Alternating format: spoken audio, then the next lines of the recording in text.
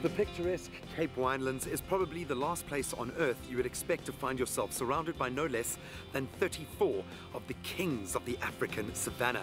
Included in that, 5 very rare white lions. I'm at the Drakenstein Lion Sanctuary.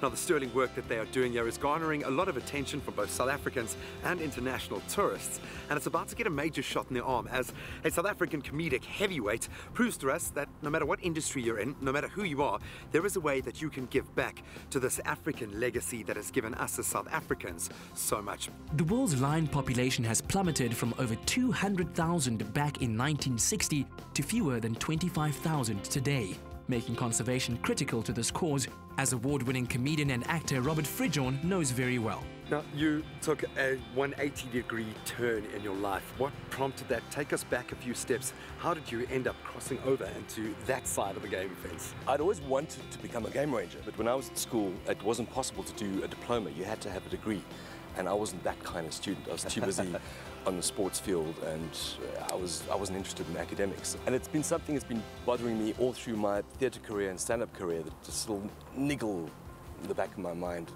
Got to go and work in the bush. And one day in the middle of a stand-up gig, I just had enough, and I put the microphone in the stand and I walked off the stage. I said, that's it, I'm going to go and do it. Robert spent the next 2 years following his dream and working at initiatives like the Free Me Wildlife Rehabilitation Centre in Sandton and the Rhino and Lion Park in Krugersdorp. Would you say that it's made you a better performer through the experiences that you've gained over the last couple of years? Well, there was money, which is nice. I could go and shop at Woolworths again. I could afford 2-ply and sort of basic stuff like that. Yeah, there's no money in wildlife. You do it for the love. And it was, I suppose, easy enough to get back into it because I'd kind of made peace with having wanted to work in wildlife.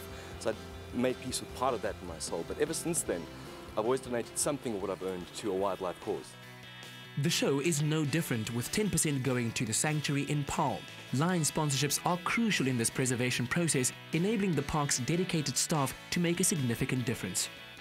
Well, the sanctuary was founded in 1998, and we provide homes to lions who can't be rehabilitated into the wild.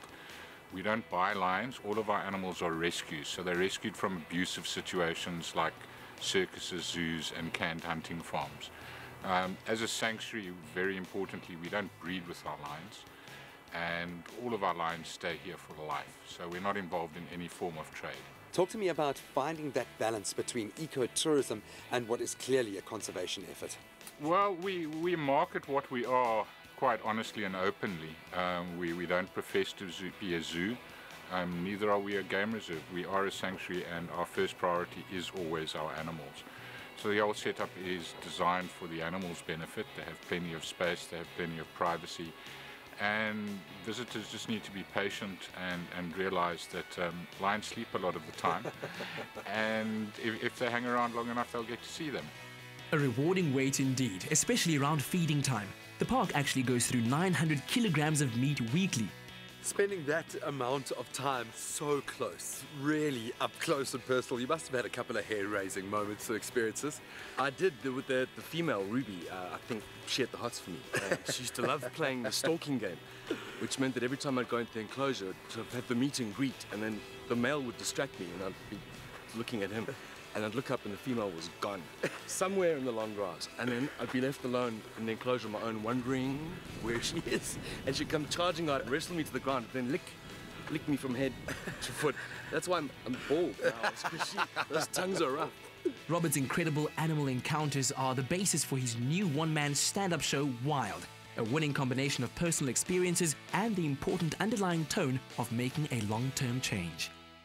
Oh, that just looks incredible. Can you imagine spending a couple of nights there? Well, here's the good news. One lucky Expresso Travel community member will get to enjoy an evening under the stars at the sanctuary with not 1 or 2, but 3 friends sharing your very own tent. So be sure to join the travel community and SMS travel to 33728 and follow the link to register. That's travel to 33728 and follow that link to register. But it doesn't end there. We've arranged an Expresso discounted ticket offer to Robert's new show called Wild. It's running from from tomorrow to the 31st of January at the Theatre on the Bay, which is in Camps Bay.